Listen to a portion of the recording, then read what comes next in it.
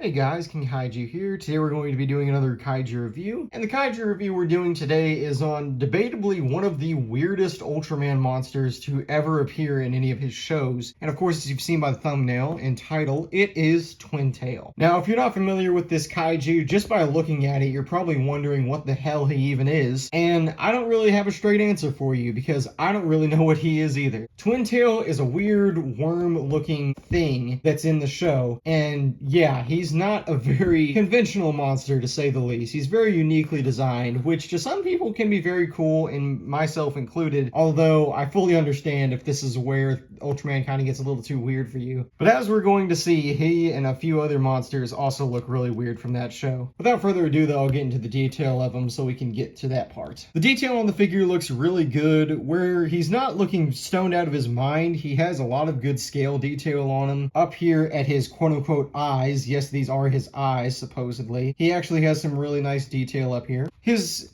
twin tails do have some good coloring on them, and they do look like this in the show. They look sort of like whips. I'm not sure if they were this glossy, but you want to know what? We don't really get too good of a look at them, so I'll take what I can get. I do know that they definitely don't curve like this in the show. They definitely are not like prongs. They are like whips because, he's Twin Tail. He uses these to attack other monsters. Oh, get out here, cat. Overall, though, I do think he looks really neat. If I had to nitpick about anything, I think the colorations of this figure specifically are not that accurate. He does have this really nice green color on the back of him, and he is brown primarily up here at the front, but it is not this tan color. It is much more of a dirt brown. I would say it's much closer to how the whips look up here, so I'm not exactly sure why they gave him this pattern of coloration when the base color would have been fine. Other than that, though, I think he looks really neat. As for articulation, it's very simple. You've seen me messing with them, and yes, both tails can move around. They both move 360 degrees. And weirdly enough, his head can actually move too. And while this might not seem like that much articulation, this can actually get him in quite a few cool poses. You can have him to where he's standing like that maybe, or if you want it the opposite direction, here you go, and you can kind of move the whips to where they're kind of following and however he's standing. So 3 points of articulation for, again, basically what I can closest call a worm. You know what? Not too bad. Sizing is also going to be a bit strange, but the closest thing I think I can start off with to the viewers who are not too familiar with Twin Tail is just going to be a Godzilla figure. This is the Bandai Creations 1954. And for the standard 6-inch Godzilla, they are about the same height. Twin Tail is a tad bit taller, but overall they do look really good next to each other. I'm sure a few of you are familiar with Twin Tail from Godzilla and His Amazing Friends, and if you are, this is nothing new to you. Likewise, here's another monster that appeared in that same episode, because he also appears in the episode in which Twin Tail is in Ultraman. That is Gudon. Twin Tail in the show is portrayed as kind of like a natural-born enemy to Gudon. In some external lore, I want to say that I read somewhere Gudon is actually the natural predator of Twin Tail, and that's why they're always in conflict. And here they look really good. They're about the same height. They look about how they do in the show. Twin Tail, like I said, is kind of curved over a little bit too much here, but overall I still say he looks really good.